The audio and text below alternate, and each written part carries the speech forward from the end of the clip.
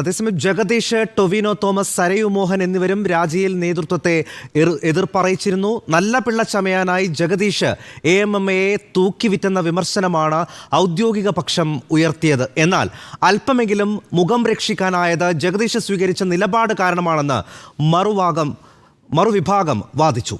അലി അക്ബർ ഷാ വിവരങ്ങൾ നൽകും. അലി അക്ബർ ഷാ, ഇതിപ്പോൾ ഈ കമ്മിറ്റി പിരിച്ചുവിട്ടിട്ടും AMMA സംഘടനയ്ക്കുള്ളിലെ അടി തീർന്നിട്ടില്ല എന്ന് വേണമല്ലോ മനസ്സിലാക്കാൻ. ഇരുവിഭാഗവും ഇപ്പോൾ പരസ്പരം പോർവിളികൾ നടത്തുകയാണ്. എന്താണ് AMMയിൽ ഇപ്പോൾ സംഭവിക്കുന്നത്?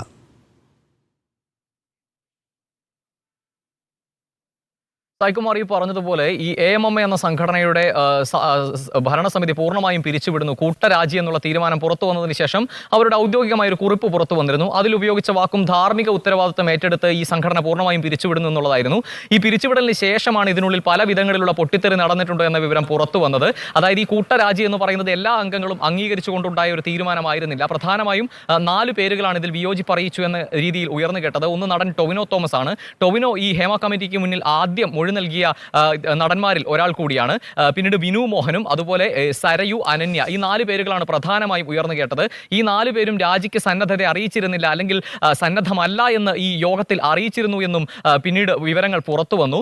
ആ ഘട്ടത്തിൽ ഇവരെ ഒന്ന് തണുപ്പിച്ചത്, അല്ലെങ്കിൽ ഇവരുടെ തീരുമാനത്തെ ഒന്ന് മാറ്റിച്ചത് മോഹൻലാൽ ഉൾപ്പെടെയുള്ള സീനിയർ താരങ്ങൾ ഇടപെട്ട് ഇവരോട് സംസാരിച്ച് നിലവിലെ സാഹചര്യം അതീവ ഗുരുതരമാണ്, അതുകൊണ്ട് ഇതാണ് നല്ല തീരുമാനമെന്ന് ഇവരെ സമ്മതിപ്പിക്കുകയായിരുന്നു എന്ന വിവരമാണ് പിന്നീട് പുറത്തു വന്നത്. എന്തായാലും അതിനുശേഷം ഈ താരങ്ങൾ തന്നെ ഈ നടന്മാരും നടിമാരും തന്നെ വിനു മോഹനും സരയും അനന്യയും ഉൾപ്പെടെയുള്ള ആളുകൾ മാധ്യമങ്ങൾക്ക് മുന്നിൽ തങ്ങൾ വിയോജിപ്പ് പ്രകടിപ്പിച്ചിരുന്നു എന്ന് തുറന്നു പറയുന്ന സാഹചര്യം ഉണ്ടായി. ഇവർ ആദ്യം പ്രകടിപ്പിച്ച ആശങ്ക എന്ന് പറയുന്നത് AMMA എന്ന സംഘടനയിൽ നിന്നും ക്ഷേമനിധി ഉൾപ്പെടെ അല്ലെങ്കിൽ മറ്റ് മെഡിക്കൽ സഹായം ഉൾപ്പെടെ വാങ്ങിക്കൊണ്ട് ജീവിതം മുന്നോട്ട് കൊണ്ടുപോയിരുന്ന ഒരുപാട് ആളുകളുണ്ട്. അതിൽ സരയു ഉപയോഗിച്ച വാക്ക് പറയുകയാണ് എങ്കിൽ കൃത്യമായി കോടികൾ പ്രതിഫലം വാങ്ങുന്ന ആളുകളും അതേസമയം തന്നെ ഈ ക്ഷേമനിധി പ്രതീക്ഷിച്ചിരിക്കുന്ന മനുഷ്യരുമുള്ള ഒരു സംഘടനയായിരുന്നു AMMA. അതുകൊണ്ട് തന്നെ ഇത്തരത്തിലൊരു കൂട്ടരാജി എന്ന് പറയുമ്പോൾ ഈ സംവിധാനങ്ങളെല്ലാം തകരില്ലേ, ഈ ക്ഷേമനിധി ഉൾപ്പെടെയുള്ള കാര്യങ്ങൾ എങ്ങനെ മുന്നോട്ട് പോകുമെന്ന ആശങ്കയായിരുന്നു പ്രധാനമായും ഇവർ മുന്നോട്ട് വെച്ചത്. മറ്റൊരു കാര്യം, അംഗങ്ങളോട് വോട്ട് അഭ്യർത്ഥിച്ച് വോട്ട് ചെയ്ത് വിജയിച്ചു വന്നവരാണ്. അപ്പോൾ അവരോട് തങ്ങൾക്ക് ചില ബാധ്യതകളുണ്ട്, അതുകൂടി തകർക്കുന്ന നിലയിലായിപ്പോയി തീരുമാനം എന്നുമുള്ള തുറന്ന വിയോജിപ്പ് ഇവർ മുന്നോട്ട് വെക്കുകയുമായിരുന്നു. എന്തായാലും ഈ